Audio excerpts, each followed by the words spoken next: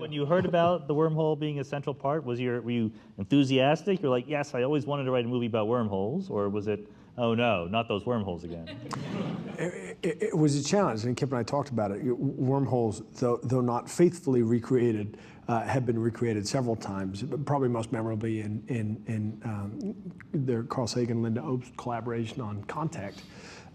They are, sort of inversely proportional in terms of their frequency in science fiction film versus their frequency in the actual observable universe. So we had a challenge of trying to find a version of a wormhole that had a new sensation to it. And I think that was the idea. In Kip's original treatment, and it was one that we stuck with for the first couple drafts of the script, there was a lovely idea that the wormhole was actually quite narrow, that the mouth of it was too narrow for the spaceship, and so the spaceship had to be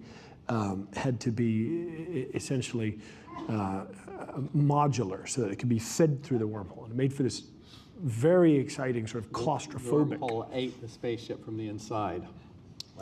Wow. Which I spent a solid month trying to imagine, and then remembered that my job was simply to write the wormhole eats the spaceship from the inside, and let Chris figure it out with Paul. And we loved that, but it ultimately, and you see the final sequence, what it gave you in terms of claustrophobia and a tactility to the experience, it lost in grandeur and that sense of crossing some fantastic threshold.